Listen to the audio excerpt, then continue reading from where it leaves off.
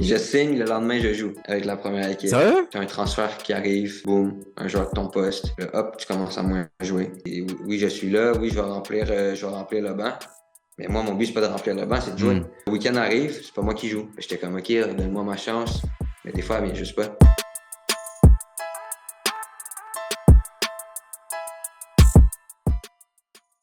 Comment elle se passe, ta signature? Ah, c'est incroyable. Je signe, le lendemain, je joue avec la première équipe. Sérieux? Ouais. Je m'entraînais régulièrement avec les pros. Ok. Fait qu'ils me connaissaient. Puis je reçois un message de mon agent, ils veulent t'offrir un contrat. Je sors de joie. On tombe dans les négociations. Les négociations se passent bien. Je signe. Je pense que c'est 17 juillet. Le 18, on a un match championnat canadien. Et on joue contre Vancouver. Et il me fait rentrer, il reste 3 minutes au match. En dedans de 24 heures, c'était juste fou. Ouais. J'ai mon Et premier contrat et ma première rentrée. est-ce que tu réalises ce qui se passe ou t'es juste dans l'œil de la tempête et tu prends les choses comme elles viennent? Ouais, c'est plus ça. Je prends les choses comme elles viennent. Je savais pas quoi faire. Je savais pas quoi faire, mais ça venait, j'étais content, mais j'étais surpris. C'était mon rêve. C'était mon rêve. J'avais envie de signer ce contrat-là. J'avais envie de jouer à Montréal. C'est arrivé, j'étais surexcité.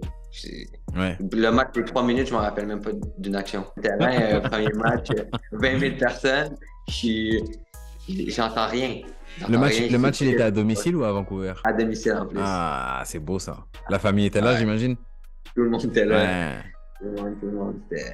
C'était beau ça. Et une fois que t'arrives chez les pros, de ce que j'ai compris, il y a toujours un moment où la poussière, elle retombe, où tu te rends compte de là où t'es. Quand est-ce que la lune de miel, elle se termine et que tu te rends compte que là, t'es pro? Je signe. Il reste environ, je pense, 8 matchs à la saison. OK. Fait que je fais 5-6 rentrées, si je me rappelle bien. Je suis pas trop sûr. Fait que ça, je tombe off-season. Je pars en vacances. Je reviens l'année d'après. Pré-saison, tout. La saison commence. Là, j'avais des ambitions. J'avais envie de jouer. Je m'entraînais bien.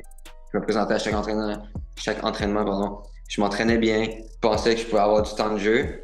Puis là, quand je joue, je suis moyen. Je suis pas bon. Je suis moyen. J'ai fait quelques rentrées, mais dès qu'il me met dans titulaire, mes matchs sont très moyens. Puis tu as un transfert qui arrive, boum, un joueur de ton poste, là, hop, tu commences à moins jouer. Juste avant que tu nous parles de comment tu vis ça, est-ce que tu sais pourquoi tes performances étaient moyennes? J'étais beaucoup trop stressé. Puis le monde pro, le niveau pro, il y a un niveau entre U19 et professionnel. Il y a un monde. Puis j'arrivais sur le terrain, j'avais jamais joué devant une foule.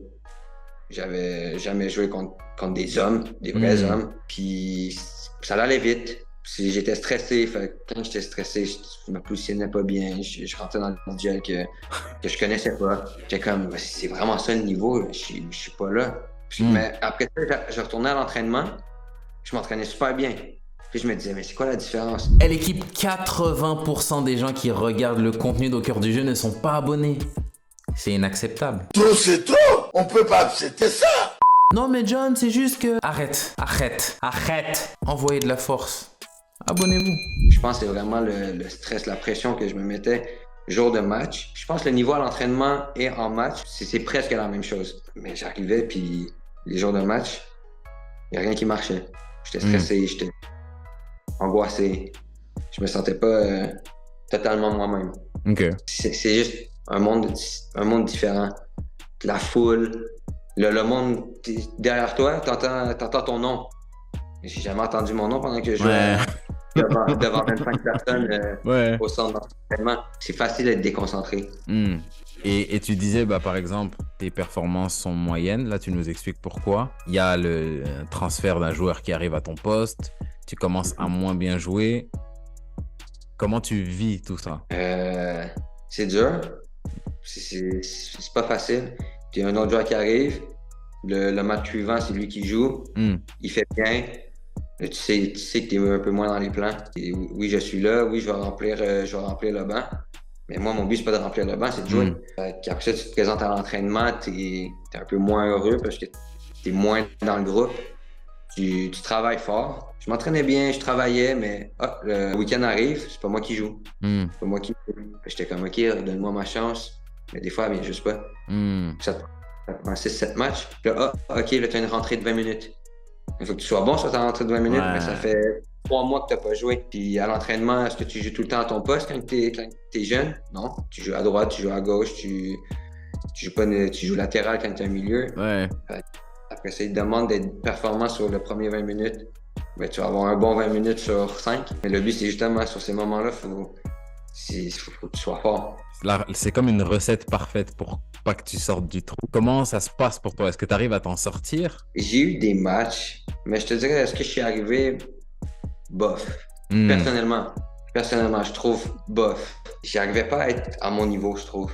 J'arrivais pas à avoir des bonnes sensations quand j'étais sur le terrain. Je pense que c'est ça. Ouais. Je jouais par rapport à ce que le coach disait. J'ai envie que tu fasses ça, ben ça va être ça. Ok, là maintenant, 24 ans, donc on est 5 ans plus tard. Si tu pouvais attraper Mathieu Chouanière, quand l'autre joueur est arrivé et qu'il commence à prendre tout son temps de jeu et que voilà, t'es dans les sables mouvants, t'arrives pas à t'en sortir. Qu'est-ce que tu te conseillerais de faire? Qu'est-ce que j'y dirais? C'est que tout ce qui se passe, c'est normal. C'est le monde pro. C'est parfaitement normal. T'es rendu dans un sport d'homme. Je sais pas comment. En fait, je vois. Je cherche comment l'expliquer. Je cherche vraiment comment l'expliquer.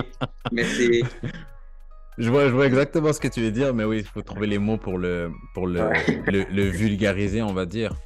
Après, tu me dis si je me rapproche, si j'essaie de t'aider un peu, c'est qu'il y a un truc qui est fondamental, je pense, quand tu es joueur de foot, c'est que on fait un sport collectif, mais que c'est un sport individuellement collectif. On est tous focalisés sur nous, sur notre bulle à nous, sur ce qui se passe. Et c'est vrai que quand tu es dans une situation comme ça, je pense que la pire chose qui peut t'arriver, c'est de te dire « Oh mon Dieu, pourquoi ça m'arrive qu'à moi? Je suis une victime, etc. » Et puis je pense que attraper ce jeune-là et lui dire « Gros, ce que tu vis toi là, tout le monde le vit. T'es pas spécial là. Il t'arrive rien de fou. » Et je pense que ça, c'est simple et c'est peut-être rien, mais je pense que pour quelqu'un qui est prêt à écouter, je pense que ça joue pour beaucoup de se dire ok, c'est peut-être mon épreuve, c'est une période par laquelle je dois passer.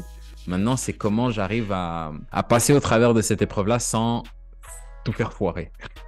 Ouais, exact. C'est un peu quand la tempête, elle vient, des fois, il faut juste t'accrocher quelque part et juste laisser la tempête passer et puis on verra après, tu vois. C'est tout pour l'extrait d'aujourd'hui, j'espère qu'il vous a plu. Si c'est le cas, likez, abonnez-vous et activez la cloche pour être sûr de ne pas rater l'épisode complet qui sort la semaine prochaine. En attendant, je vous invite à me rejoindre sur Instagram parce que c'est là que je suis le plus actif et que j'interagis quotidiennement avec vous. Je vous invite également à me rejoindre sur TikTok pour des extraits de podcasts inédits et du contenu exclusif. C'est tout pour moi et en attendant la prochaine fois, peace!